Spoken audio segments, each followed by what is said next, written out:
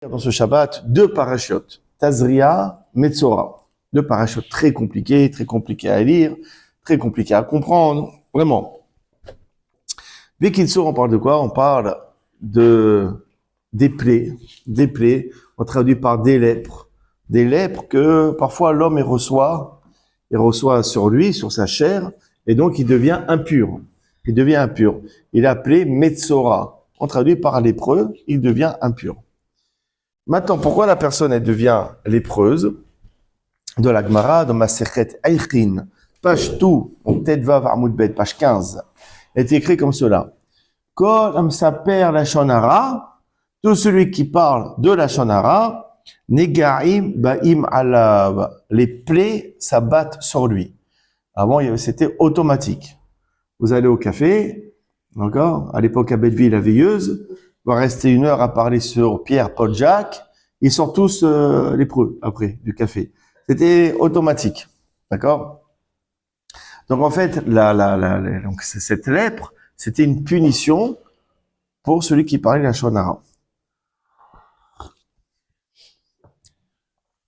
Par conséquent, il était mis en quarantaine. Il a marqué Badad Yeshev Mechutz Lamachane Moshavo. Badad Yeshev, il va s'asseoir, il va habiter seul. Mechutz Lamachane Moshavo. Son habitation sera à l'extérieur du campement. Pourquoi? La Lashon Hara, on le fait quand on est en bonne compagnie. D'accord? On est en bonne compagnie. D'accord? On parle, on est détendu, on parle sur les uns, on parle sur les autres. Lui, sa punition, il va être seul. Et la personne à qui parler. Également, notre explication, on est avec sa Lashon Hara, il a semé la zizanie, il a séparé des personnes, hein, d'accord, il a créé des séparations, alors lui, il va se retrouver séparé, il va se retrouver lui-même mis à part. Mida kenegel mida. Vous savez, le Keli Yakar, il donne une très belle explication. Il commente le verset suivant, il est marqué, ce lépreux, il faut qu'il entame un processus de purification. D'accord? Il faut qu'il aille voir le Kohen. Le Kohen, il va inspecter la plaie. Il va déclarer la plaie lépreuse ou non. Si elle est lépreuse, il revient 1 semaine après. Il voit si la plaie, elle est restée intacte ou bien si elle s'est répandue dans le corps. Ah, il y a tout un système après de purification. Et il a marqué comme cela. Veuva el Aaron à Kohen. Donc ce lépreux, celui qui a une tâche, il ira voir Aaron à Kohen. Ou bien l'un de ses fils qui sont Kohanim. Il y a une question qui se pose, pourquoi il faut aller voir un Kohen? Pourquoi on va pas voir un grand Hakam, un grand rabbin? On va voir un Lévi? Ouais, on va voir Moshe, il y avait Moshe Rabbeinu à l'époque. Pourquoi il fallait voir un Kohen? Aaron à Kohen ou l'un de ses enfants? Alors, comme on a lu ce Shabbat dans Pirkei Avot, on a vu plusieurs fois ici, il dit comme cela dans Pirkei Avot. Eve mital midav shel Aaron. Soyez des élèves de Aaron. Oeb Shalom, aime la paix. Verodeb Shalom, poursuit la paix. Oeb et Abiriot, aime les créatures. On carvan la Torah et rapproche-les à la Torah. Et maintenant on comprend. Celui qui a parlé de la Lashon Hara, il a semé la zizanie. Il a créé des disputes, il a créé des histoires. Il a fait le contraire du Shalom. Et toi, mon petit, tu vas aller un peu voir Aaron à Kohen, ou tu vas voir ses enfants. Eux, ils vont t'apprendre c'est quoi de faire le Shalom. C'est quoi de bien juger. C'est quoi de ne pas médire. C'est quoi de rapprocher les gens plutôt que de les séparer. Comme ça, tu vas aller voir Aaron à Kohen et un de ses enfants. Toi, il va t'apprendre. Toi qui parles la Lashon Hara, qui fait des histoires sur les uns sur les autres. Tu vas aller chez les Kohanim, que eux, ils savent faire justement le Shalom. Une belle explication de Keli Yakar. Maintenant, ça c'est dans la parasha Tazria. Il y a la deuxième parasha qu'on va lire, la parasha Metzora. On nous parle maintenant de la réparation, vraiment la purification à proprement dite du Metzora du lépreux. Donc ça, sa réparation. Et sa réparation, elle passe par l'offrande d'un sacrifice. Et il y a tout un rituel un peu bizarre, d'accord, un peu obscur, marqué comme cela dans la Torah.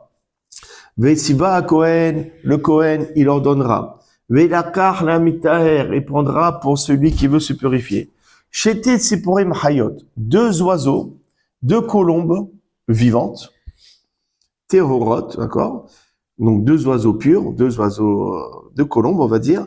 Ve'es Erez, d'accord? Une branche de Erez. Le Erez, c'est de cèdre. Ushni Tolaat, un fil écarlate. Ve'ezov, et une branche de hysope. Il fait quoi avec tout cela? Betsiva à Kohen, le Kohen, il ordonnera. Ve'shahad asipora ahat, et qu'il il prendra l'un des 2 oiseaux. Le Kohen, il va l'égorger. Il va égorger l'un des 2 oiseaux. Et maintenant, le deuxième qu'on n'a pas égorgé, qui reste vivant, et Kahota, il le prendra, avec la branche de cèdre, et avec le fil écarlate, et là aussi prendra la branche de hysope, Vetaval Otam, il va les tremper dans le sang de l'oiseau qui a été égorgé. Bizarre tout ça, hein? D'accord? Même l'oiseau qui est resté en vie, tout ça, tout ce qui reste, il le prend et le trempe dans le sang, dans le sang de l'oiseau qui a été égorgé. Et de ce mélange-ci, il va asperger 7 fois sur le lépreux. Et le oiseau qui est resté vivant et donc qu'on a trempé dans le sang, il le relâche, il lui redonne sa liberté. Et on dirait, on s'en fout ces juifs, c'est une secte en fait. Hein.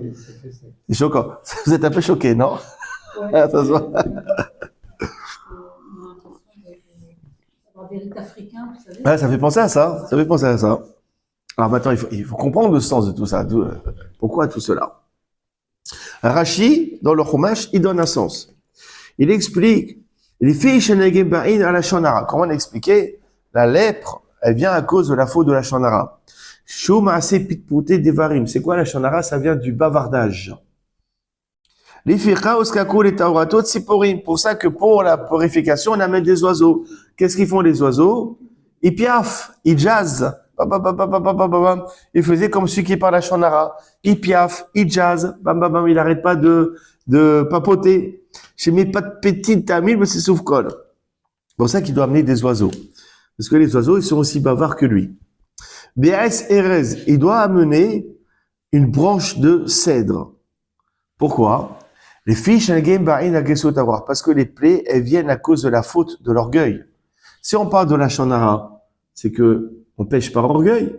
Si je parle du mal sur quelqu'un, parce que je considère que je suis meilleur que lui. Donc je suis orgueilleux. Oui ou non? D'accord? Si je parle du mal sur quelqu'un, c'est que j'estime que je suis meilleur. Donc c'est de l'orgueil. D'accord? Alors, qu'est-ce qu'il doit amener? Il doit amener une branche du plus grand arbre qui peut exister. C'est quoi? C'est le cèdre. Il avait une branche de cèdre pour bien montrer qu'il était orgueilleux comme le cèdre. Il s'est permis de parler du mal sur quelqu'un. Il a péché par orgueil. Donc, il doit amener cet arbre, une branche de cet arbre impétueux, majestueux qu'est le cèdre.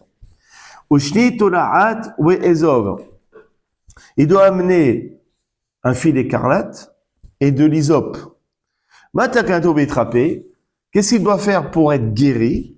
Yashpil atzmo migavato. Il faut qu'il se plie, qu'il se rabaisse par rapport à sa gava, qu'il se rende petit, ketolaat vechaezov, à l'image de l'écarlate et de l'hysope. L'hysope, c'est un petit bois de rien du tout. D'accord? Et toi, tu étais impétueux, tu étais orgueilleux comme le cèdre, rabaisse-toi comme le hysope. Deviens petit. Enlève cette gava. C'est pour ça que sa purification, ça doit passer par ces 3 éléments-ci. Ok. Attends, regarde, on va approfondir. Dans le livre des rois, le premier livre, chapitre 5, verset 9, on parle du roi Salomon. Il y a marqué quoi? Dieu, il a donné une sagesse au roi Salomon. Une intelligence inestimable. Une largeur de cœur. Comme le sable sur le bord de mer. C'est de quoi la chokma de Shlomo? Regardez la force du roi Salomon. Vaidaber sheloshet alafim mashal. Il a parlé, il a enseigné 3000 paraboles. Genre La Fontaine, c'est un clochard à côté de lui. Ah oui, La Fontaine, il a fait combien? Oui, il a fait, Shlomo, il a fait 3000 fables. 3000 fables. Vaishiro Hamisha Va'alef. Et son chant, il a composé 1005 chants. Jean-Jacques Goldman, il peut se rhabiller aussi à côté. 1005 chants. Vadaber al-Aitzim. Et il parlait aux arbres. Il parlait au bois. Mina Erez Hachablevanot, qu'il s'agisse du cèdre qui se trouve au Liban, Ve'el-Izov jusqu'au Isop, Hachayotse Bakir qui sort du mur. Il parlait au bois, il parlait aux arbres, Salomon. C'est un truc de fou. Et dans le Midrash, il explique.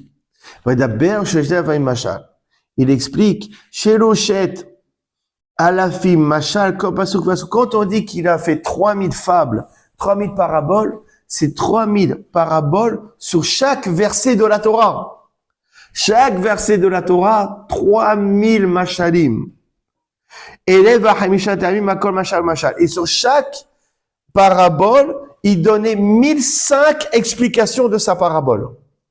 De la folie. 3000 paraboles sur chaque verset et 1005 explications pour chaque parabole. C'est inimaginable. Le Midrash dit, il parlait au bois. On dit, mais on est, comme dirait notre ami Jean Benoliel, on est chez les fous. D'accord? Oui ou non? C'est son expression préférée. On est chez les fous.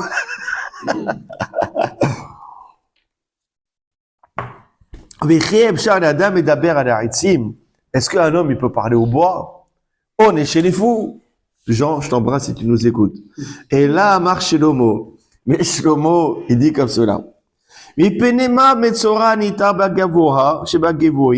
Pourquoi? Et c'est un cours, un commentaire de Salomon, du roi Salomon lui-même. Il dit, pourquoi le lépreux, il est purifié avec Bagavoa chez Bagevoim, avec le plus majestueux des arbres, et aussi, il est purifié par le plus petit des arbres qui existent, le hysope. Alors, il donne ce commentaire. Ah, il y a des parce que il s'est enorgueilli, il s'est élevé comme le cèdre. C'est pour ça qu'il a été frappé par la plaie. Du fait que maintenant, il a appris à vivre. Il a appris une leçon. Maintenant, il se courbe comme le hysope. L'itrapa est des hysope. Alors, il est purifié par le hysope. C'est le commentaire de Rashi. Rashi tient de ce midrash. On va faire le calcul. La chokma de Shlomo. On a dit que sur chaque passouk, il a dit 3000 paraboles, 3000 fables. Et sur chaque machal, sur chaque fable, il donnait 1005 commentaires. D'accord? Ça veut dire quoi? Que pour chaque verset de la Torah, tu fais 3000 paraboles fois 1005 explications. Ça fait sur chaque verset, il donnait combien d'explications? 3 15 000. 3 15 000. Tu fais, c'est ça? Tu fais 1005 fois 3000. 3 15 000. C'est-à-dire que Shlomo, il a mené sur un verset, sur chaque verset, 3 15 000 commentaires. Il y a combien de versets dans la Torah? Il y en a exactement 5845. 5845 versets. Tu fais 5845 fois 3 15 000. C'est-à-dire que Shlomo, il donnait 17 milliards 622 millions 675 000 commentaires pour toute la Torah. C'est ouf, c'est pas moi qui l'ai fait, c'est Rav Shimon Pinchas. D'accord? Alors Pinchas Brand qui le fait.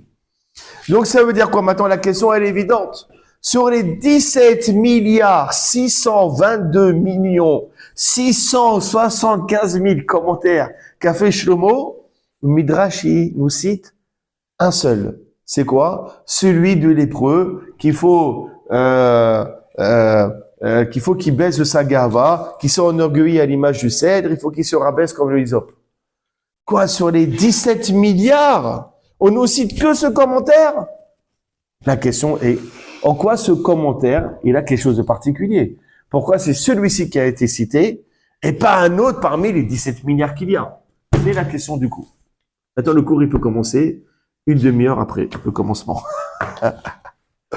Alors, regardez. Rabbi Yehoshua Mibelz, il explique comme cela.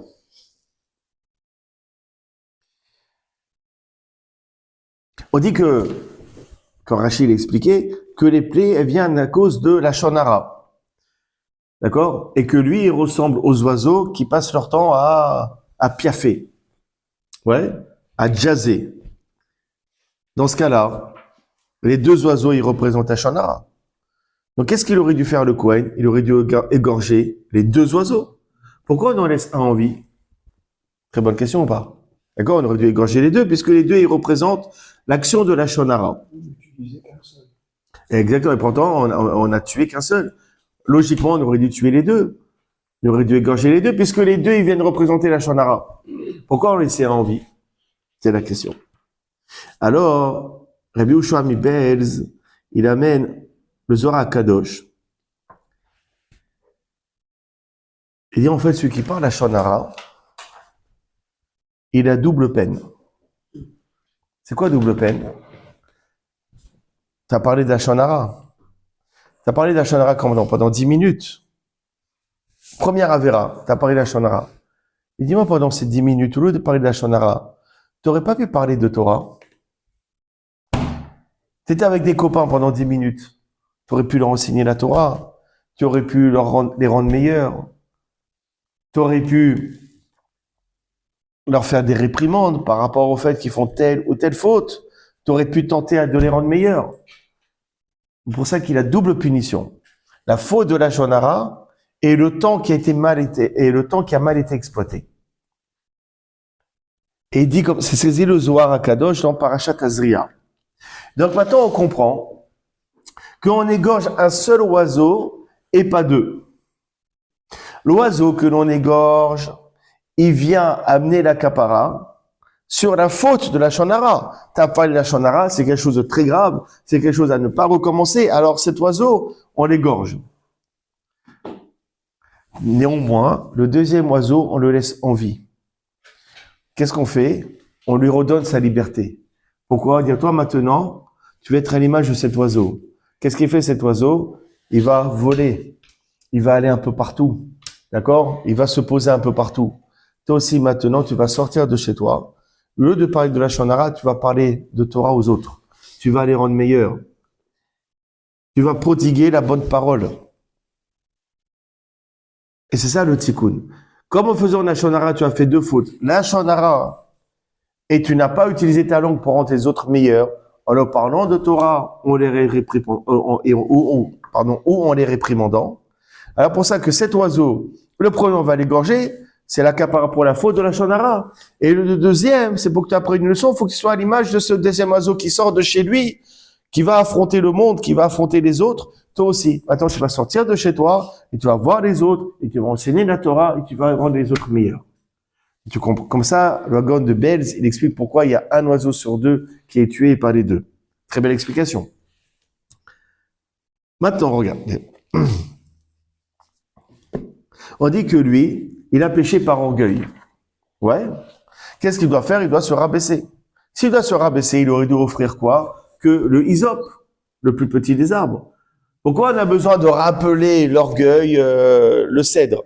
Il vient pour se faire pardonner. Il vient pour amener une capara. S'il vient pour amener une capara, c'est quoi sa capara? C'est de se rabaisser. Amène uniquement le plus petit des arbres, le hysope. Pourquoi il a besoin de ramener le cèdre? Oui. Alors l'explication, elle est dans l'Ikoté Harim au nom de Hidush Harim. Est-ce que c'est bien d'être toujours anav, d'être toujours humble? Est-ce que c'est une bonne chose? D'être toujours effacé? Absolument pas. Il y a un moment pour tout. Parfois, on pêche par orgueil, Mais parfois, on pêche aussi par humilité. Si on est effacé, humble, modeste, dans des moments où il ne faut pas l'être, là aussi c'est une avéra. Là aussi c'est une faute. Il y a un passage qui dit Ve'yarba libo bedache Hashem. Il y a marqué son cœur était orgueilleux dans les voies de Dieu. Parfois, c'est bien de ne pas être anav. On parle pendant la Hazara, pendant l'office. Le rabbin il va dire moi je suis anav. Non. Qui je suis pour réprimander les gens? Je vais les laisser.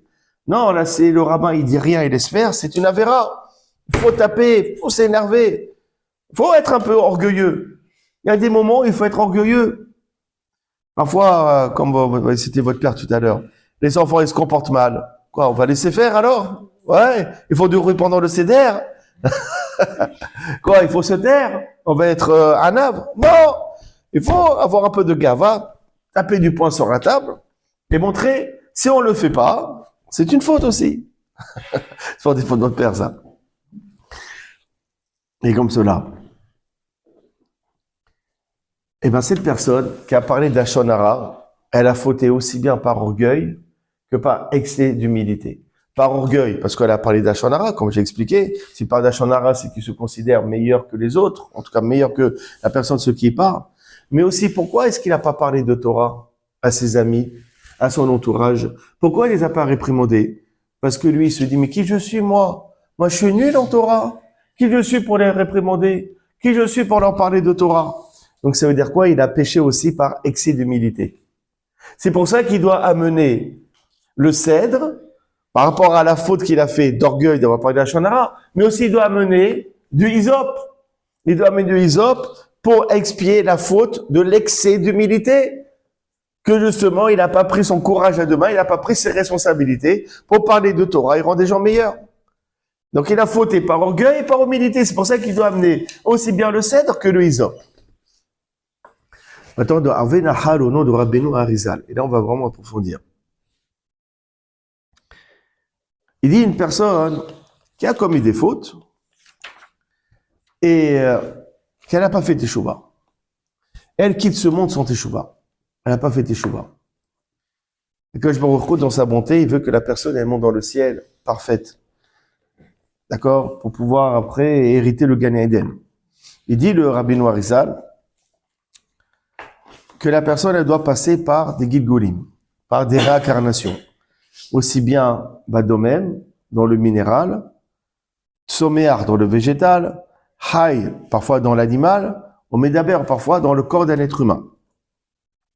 C'est en fonction de la gravité de la faute.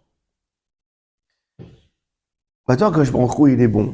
Kadosh Baruch Hu, il ne veut pas que l'être humain souffre. À l'époque, il y avait le Beth Amikdash, une personne qui fautait, et ça c'est Abenahal, il ramène au nom du Harizal.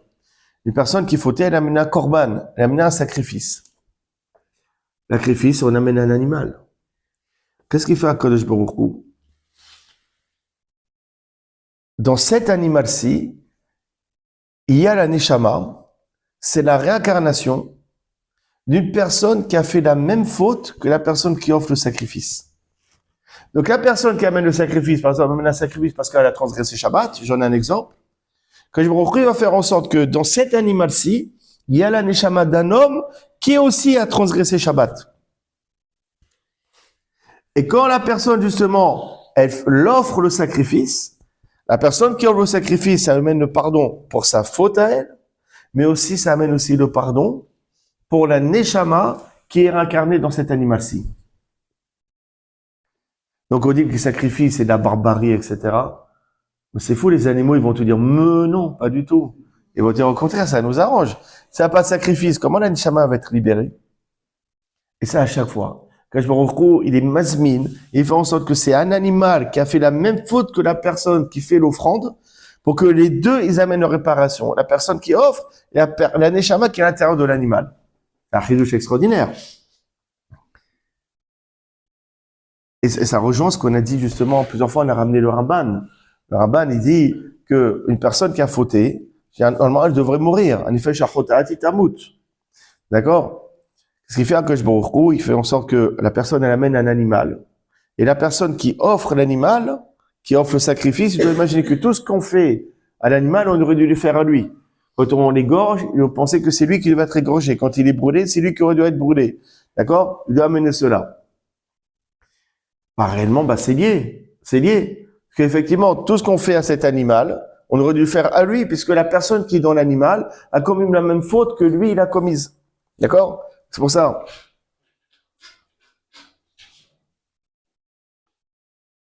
Il dit comme ça, le Ismach Moshe. Il dit, il y a doua, c'est connu, des kol makrim korban, que tout celui qui offre un sacrifice. Et anishmato pour bien korban. À l'époque, celui qui a amené un sacrifice, sa neshama, elle s'envolait dans l'animal. Et une personne qui a amené un sacrifice, sa neshama, elle sortait de son corps, elle venait dans l'animal. Et il égorgeait l'animal, il était égorgé, il était offert, d'accord? Et sa neshama revenait dans son corps, purifié, limpide. C'est pour ça qu'il faisait la smicha. On avait vu ça dans les derniers cours. Il devait juxtaposer ses mains sur la tête de l'animal. Pourquoi? Parce qu'en juxtaposant ses mains sur l'animal, c'était un moyen de faire pénétrer sa neshama à l'intérieur de l'animal. Et une fois que l'animal est offert, il retrouve sa neshama de manière totalement pure. Mais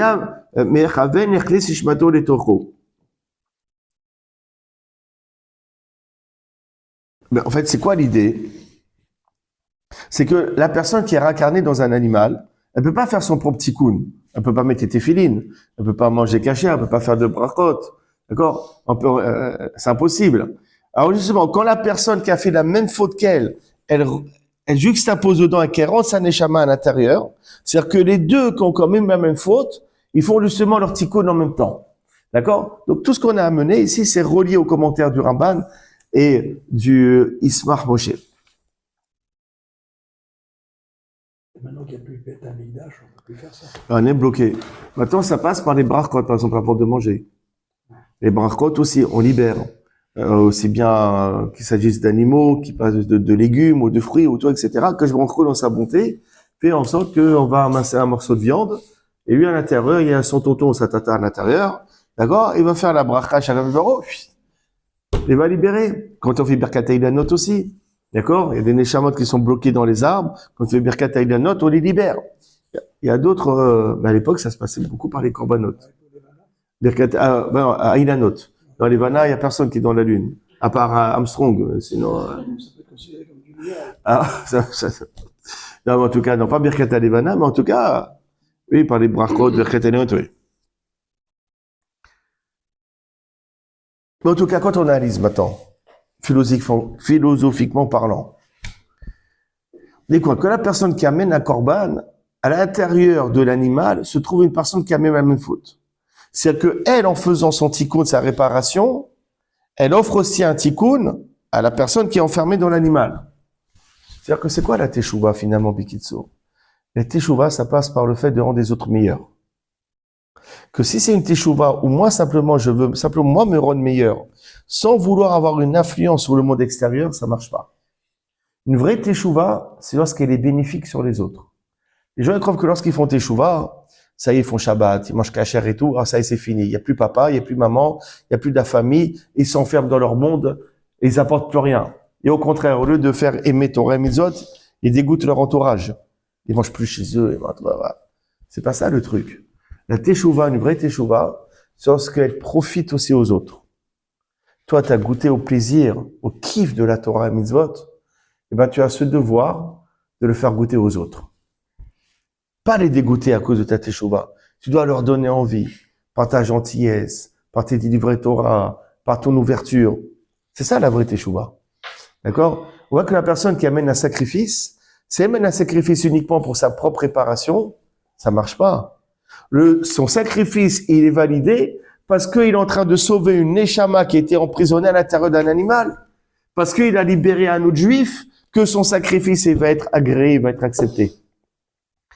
Et ça, c'est une halakha. Rabbeinu Yona, dans Sha'arei Teshuvah, il dit que l'une des conditions pour que la Teshuvah elle soit acceptée, Shiyarzir Gam Acharem B'Teshuvah, c'est qu'il doit ramener aussi les autres aussi à la Teshuvah. C'est-à-dire que la Teshuvah, faut que ça soit une démarche qui soit égoïste ou une démarche de fermeture. Et Teshuvah, c'est une démarche d'ouverture et de faire profiter sa découverte de la Torah et des mitzvot, de la faire découvrir et de donner envie aux autres. C'est ça la vraie Teshuvah. Ça change beaucoup de choses, hein. Parce que généralement, quand il y a un, il devient religieux dans la famille, c'est le drame absolu. Oualier, il est devenu Lubavitch, il va plus manger chez nous, c'est un drame, il va oublier ses parents. Malheureusement, c'est pas ça la bonne Teshuvah. La bonne Teshuvah, c'est de ramener aussi les autres. On le voit ici de cette histoire des corbanotes. Dans Sha'arei HaGilgulim, encore de Harizal.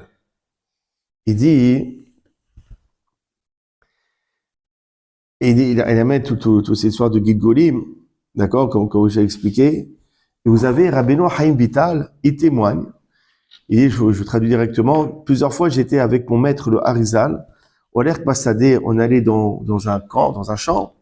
Vaya Omerli, je traduis dans les mots parce que j'aime bien. Vaya Omerli, il me disait,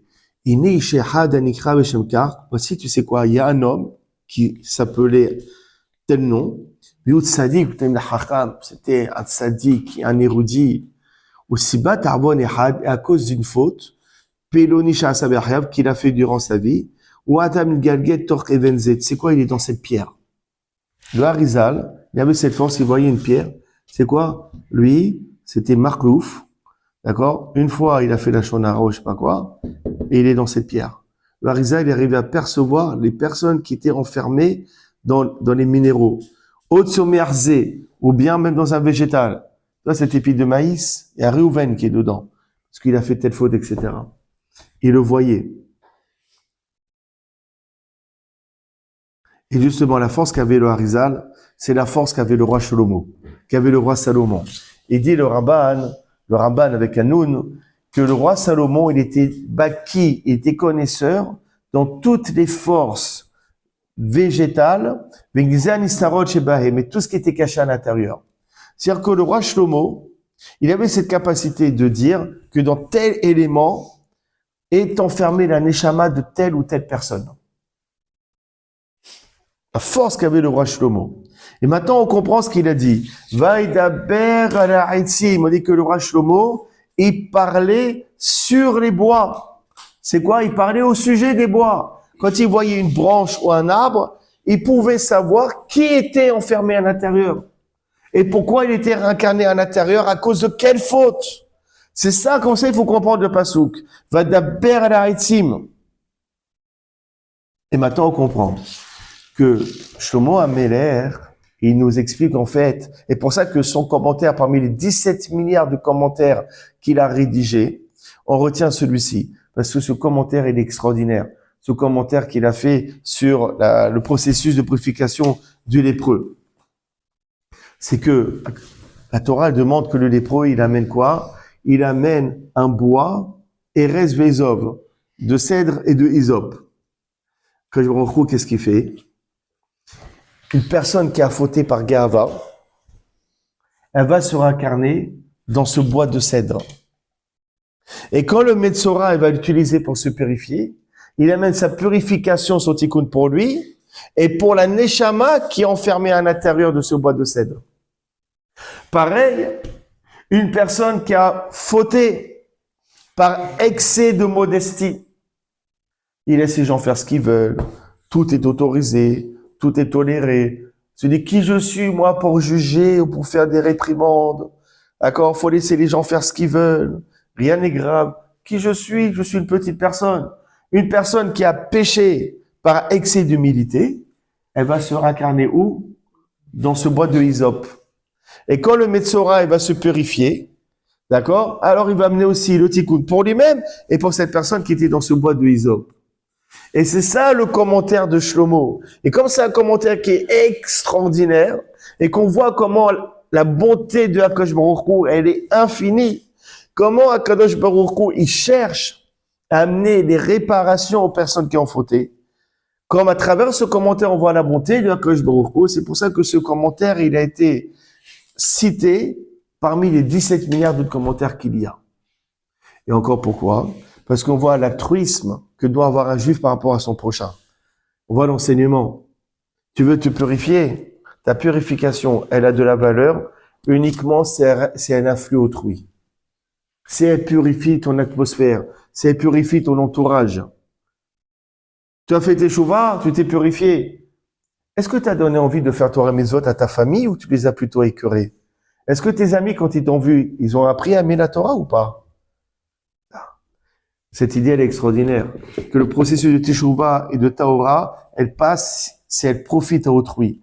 Et ça, c'est une idée qui est fondamentale dans le judaïsme. C'est pour ça que ce commentaire, il a été retenu parmi les 17 milliards.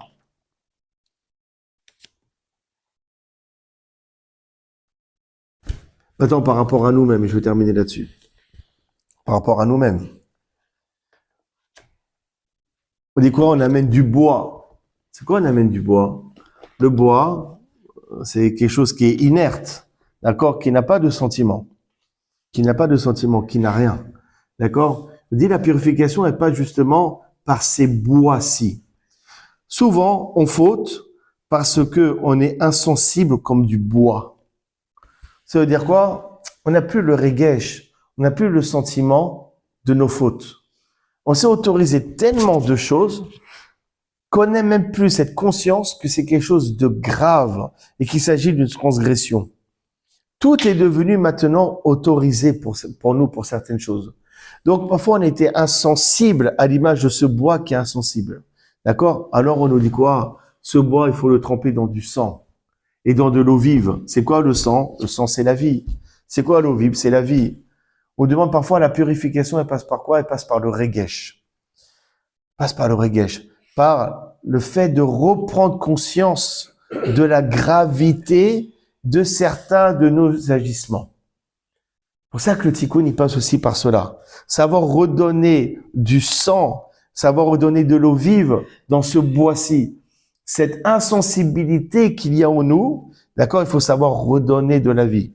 Redonner du regesh, d'accord, à notre vie, à nos sentiments, à notre vie spirituelle.